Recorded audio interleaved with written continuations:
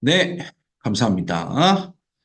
말씀 함께 나누겠습니다. 말씀은 사도행전 16장 6절부터 10절까지의 말씀, 5절의 말씀을 함께 나누도록 하겠습니다.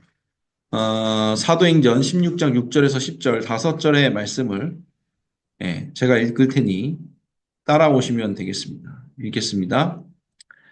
성령이 아시아에서 말씀을 전하지 못하게 하시거늘 그들이 부르기아와 갈라디아 땅으로 다녀가 무시아 앞에 이르러 비두니아로 가고자 했으되 예수의 영이 허락하지 아니하시는지라.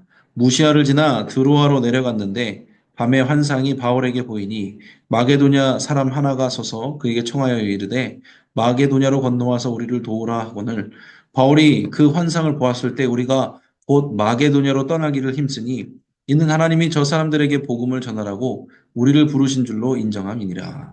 아멘. 네, 오늘 사도행전 16장 말씀 통해서 복음을 전하는 사람은 어떻게 해야 되는지, 무엇을 해야 되는지 나눠보도록 하겠습니다. 당연한 얘기겠죠. 세 가지 나옵니다. 하나님의 뜻을 알아야 합니다. 두 번째, 복음의 지경을 넓혀야 됩니다. 복음 전하며 세 번째, 순종해야, 뭐라고 써 있는 거예요? 복음을 전하며 순종해야 됩니다. 제가 가렸네요. 복음을 전하며 순종해야 됩니다. 복음에 순종할 수 있는 사람이 복음을 전할 수 있는 거죠. 그렇죠? 함께 나눠보도록 하겠습니다. 네, 첫 번째, 하나님의 뜻을 알아야 된다. 이렇게 나와 있습니다. 그래서 16장 7절에 보니까 그 사도 바울이 이렇게 노선을 정하는 장면이 나옵니다. 선교 노선을. 어디로 갈까? 근데 맨 처음에는 사도 바울이 이제 유럽 쪽으로 가려고 한 거죠. 그런데 어떻게 됐어요? 예수의 영이 허락하지 아니하니라. 아시아 쪽으로 가려고 그런 거죠. 소아시아 쪽으로 가려고 그랬는데 예수의 영, 그러니까 성령님께서 그걸 허락하지 아니하셨다라고 되어 있습니다. 정확히는 어떤 일인지 모르겠습니다. 무슨 일이 일어났거나 사도 바울에게 감동을 주셨을 수도 있고요. 여러 가지 일들이 있겠죠. 사람을 통해서라도 될 수 있겠고. 근데 확실한 거는 성경에 나와 있는 거는 성령님께서 그것을 허락하지 아니하셨다라는 겁니다. 선교는 선한 일이죠. 하나님이 원하시는 일이고요. 하나님의 비전이 있는 일입니다. 우리는 그렇게 생각해요. 종종 내가 하나님의 일을 하고 내 의도가 선하면 주님께서 당연히 나를 도와주실 거라고 생각합니다. 그러니까 일이 잘 될 거라고 생각하는 거예요. 내가 하나님 일을 하겠다는데, 그죠? 내가 선한 일을 하겠다는데. 그런데 그런가요? 그렇게 되나요? 아닐 수도 있다는 거예요. 아닐 경우가 많아요. 내가 선한 의도를 가졌다고 하더라도 심지어 내가 하나님의 사역을 하고 있더라도 잘 되지 않을 수가 있다는 겁니다. 근데 잘 되지 않는다, 잘 된다, 그것도 우리 기준이에요. 하나님 입장에서는 잘 되는 거거든요. 근데 우리가 생각하기에 안 되는 일일 수도 있어요. 그러니까 사도 바울이 생각이 있었겠죠. 여러 가지 소아시아 쪽에 있는 교회로 가고 그리고 그 지역으로 가려는 분명한 계획과 목표가 있었을 겁니다. 사도 바울은 똑똑한 사람이니까요. 그런데 예수님께서 막으셨다는 거죠. 성령님께서 막으셨다는 겁니다. 안 되겠다는 거예요. 근데 그 안 되게 했다는 것도 보니까 어때요? 하나님의 뜻이라는 거죠. 하나님의 계획이라는 거죠. 제가 요즘에 이제 성도님들 만나면서 신방하면서 주로 하는 얘기가 그런 얘기, 그 중에 하나가 이거예요. 하나님께서 우리를 인도하실 때 이거 해라, 저거 해라 잘 안 하신다는 거예요. 물론 그럴 때도 있어요. 저희에게 감동을 주셔서 기도할 때 감동을 줘서 너가 이걸 했으면 좋겠어 이렇게 지시할 때도 있으시고요.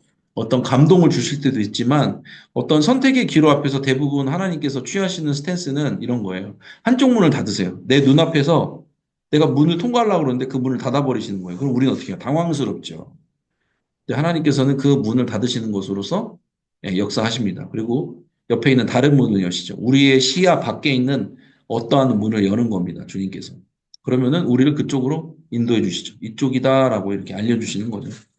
그러니까 문이 열리는 것, 두드리라 그리면 열릴 것이다. 그것도 주님의 뜻이에요. 두드려서 열리는 것도 주님의 뜻인데, 열린 문을 닫게 하시는 것도 하나님의 뜻이라는 걸 우리가 알고 있어야 됩니다.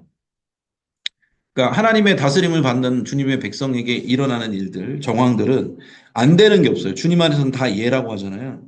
주님 안에서 예인 겁니다. 그러니까 내 생각과 내 기준으로 왜 이게 안 될까? 이 선교가 안 될까? 왜 이 전도 대상자가 이럴까? 내 자녀들이 왜 그럴까? 내 마음이 왜 그럴까? 나는 왜 그럴까? 우리의 상황이 왜 그럴까? 이거 왜라고 물어보면요. 한도 끝도 없거든요. 그거를요, 받아들여야 돼요. 뭐라고? 하나님의 뜻이구나라고 받아들이는 게 제일 편해요. 그러다 보면 주님께서 마음의 여유를 주시면서 기도할 수 있는 집중력을 또 주시거든요. 우리가 막 어떤 일이 안 될 때, 이게 왜 안 되지? 어떻게 해야 되지? 이거에 집중하기 시작하면은 뭐가 안 되냐면 하나님께 집중이 어려워요. 하나님께 기도한다고 하지만 내 염려로 기도하는 거예요. 이거 되게 해주세요. 이런 쪽으로밖에 기도가 안 돼요. 근데 하나님의 방법은 우리의 기도 제목을 바꾸는 방법으로 역사하시거든요. 우리의 기도가 들어주실 수도 있죠. 우리의 기도를. 근데 우리의 기도를 바꾸실 때도 많단 말이에요.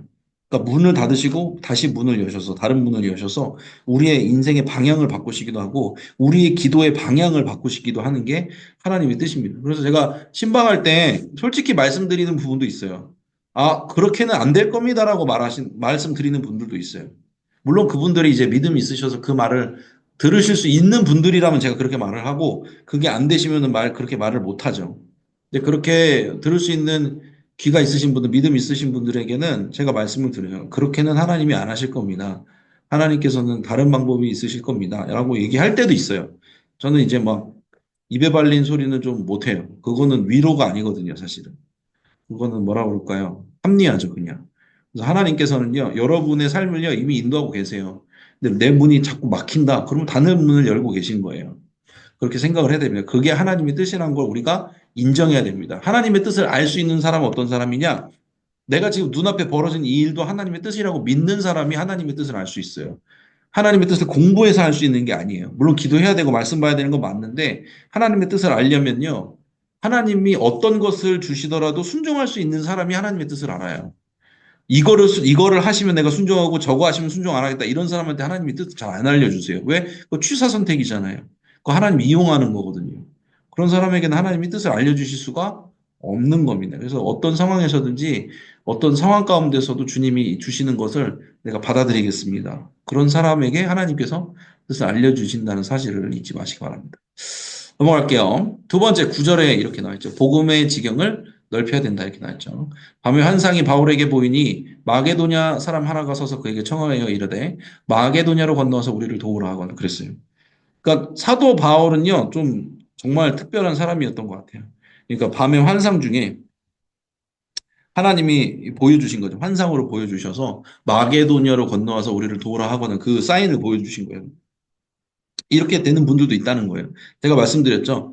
뭐 한쪽 문을 열고 한쪽 문을 닫고 그것도 있지만 이렇게 보여주실 수도 지시로 할 수도 있다니까요. 근데 많은 경우에는 제가 후자라고 말씀을 드린 거예요. 근데 이렇게 될 수도 있습니다. 근데 이런 거죠. 우리가 어떤 하나님의 선택 앞에서 좀 종종 이렇게 주저해요.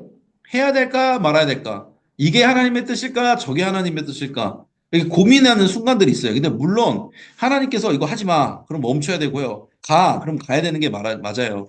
근데 종종 제가 어떤 분들을 이렇게 보냐면요. 어떤지 한번 보세요.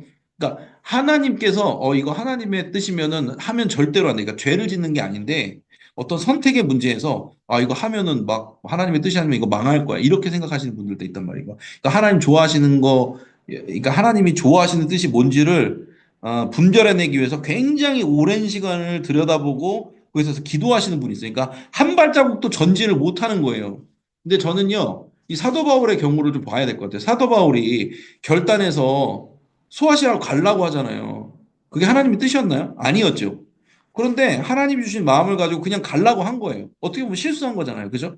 바울이 하나님의 뜻을 분별하지 못하고 바울도 실수한 거예요. 소아시라고 가려고 했던 것 자체가 실수잖아요. 그런데 하나님께서 거기 아니라 여기다라고 알려주시잖아요. 그러니까 하나님이 내 기도에 내가 하나님의 뜻을 알까 모를까 그러니까 100% 내가 하나님의 뜻을 알고 순종할 수 있는 사람은 별로 없다는 거예요. 사도 바울도 못했잖아요. 그러니까 우리가 하나님의 뜻을 가지고 선의를 가졌으면은 조금씩 내딛어 보는 건 있어야 돼요. 그러다 보면 하나님께서 조율해 주셔요. 근데 아까 말씀드렸지만 그 조율해 주신다는 게 어떤 방법으로 조율해 주시냐? 영적인 것을 알려주셔서 감동해 주시고 한쪽 문을 닫고 한쪽 문을 여시는 것으로서 해 주시는데 그 상황에 대해서 그 어떤 영적인 가르침에 대해서 사람을 통해서 알려주시더라고요. 그거에 내가 순종할 준비가 되어 있느냐가 그게 제일 중요한 거죠. 그러니까 하나님이 이게 하나님의 뜻이인지 아닌지 이거 완벽하게 알아서 내가 움직여야겠다. 그러면 아무것도 못하는 겁니다, 여러분. 저 목회 못해요. 그런 거예요. 제가 신방 가는데 주님, 이 가정 가운데 주님이 주신 뜻이 무엇인지 확실한 뜻을 알려주시옵소서. 그렇게 해서 전하는 경우는 많이 없습니다, 여러분. 저도 물론 기도하고요. 준비해서 이렇게 기도 제목을 들어보고 이분들의 이렇게 대화를 해보면서 하나님께서 주신 감동으로 전하는 건 맞는데, 야, 이거 100% 이거 맞다. 이렇게 해서 전하는 경우는 거의 없어요. 틀릴 수도 있다니까요. 그런데 그때마다 하나님께서 조율을 해주시는 거예요.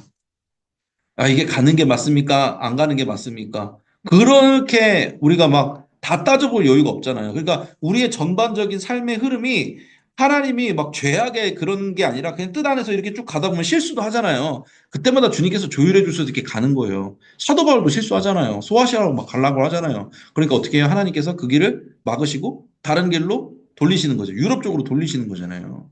그러니까 하나님이 제가 노란색 글씨로 써놨지만 하나님의 거절이 무섭고 싫다. 내가 하나님께 거절당하는 싫고 그렇다. 그렇기 때문에 나 아무것도 안 하고 여기 가만히 멈춰 있겠다. 아, 그거는 고집일 수도 있다는 거죠. 근데 제가 말씀드렸어요. 하나님이 멈추라고 하고 잠잠하라고 하면은 잠잠해야 돼요. 그러니까 진짜 순종하는 사람들은요. 하나님이 뭘 시키든 순종할 마음이 돼 있다니까요.